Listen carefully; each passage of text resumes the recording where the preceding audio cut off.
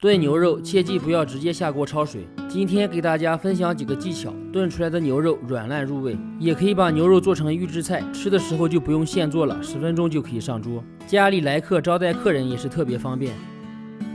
炖牛肉尽量选择牛腩，也就是牛肚皮上的位置，这个地方的肉肥瘦相间，吃起来口感最好。先顺着纹路切成宽条，切块的时候也稍微大一点，跟麻酱块差不多，因为牛肉很容易缩水。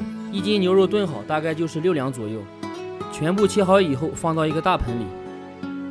牛肉切好以后，切记不要直接就焯水，先加水浸泡2小时以上，泡出里面的血水，这样才能有效去腥。也可以放到冰箱浸泡1晚上。到时间后看一下，泡出了很多血水，牛肉也有一些发白，捞出控干水分。准备1根大葱，洗刀切一下。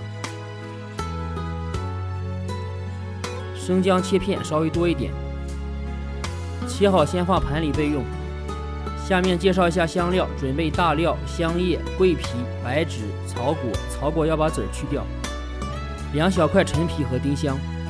接下来把牛腩冷水下锅焯水，加入高度白酒去腥。随着温度升高，就能慢慢的把牛腩内部的血水逼出来。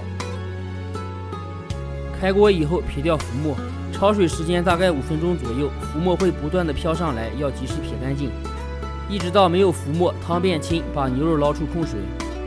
接下来锅里放油，下入1勺豆瓣酱炒香，炒出里面的红油。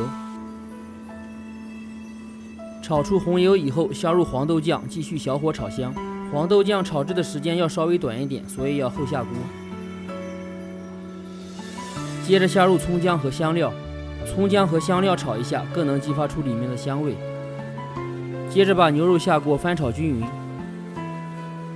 加少量老抽翻炒上色。黄酒从锅边加入，去腥增香，没有的话也可以用料酒。加入开水没过牛肉，千万不要加冷水，牛腩遇冷以后会收缩，那样炖出来口感发柴。加入糖色，炒糖色的视频主页里面有，可以去搜索一下。加入生抽酱油，把牛肉到高压锅里面，上气以后计时压18分钟，也可以小火慢炖1个半小时。这个时候的牛腩是8成熟左右。往里面加入盐和冰糖，炖15分钟。炖肉的时候尽量后放盐，这样肉炖出来更软烂一些。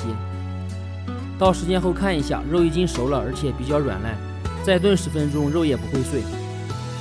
这个肉比较多，可以先盛出一部分。可以把汤多留一点，放凉以后密封起来，放到冰箱冷冻保存。这样过年做菜就不会手忙脚乱了。吃的时候把牛肉提前解冻，搭配一点胡萝卜、白萝卜或者是土豆西红柿，加热一下，几分钟内就可以上菜。剩下的加入胡萝卜再炖一会儿。这样做的萝卜炖牛腩口感软烂，营养美味。视频都看到这里了，如果对你有帮助的话，麻烦伸出您发财的小手，点赞、评论、转发一下吧，非常感谢。喜欢的朋友也别忘了收藏起来，学会了可以给家里人露一手。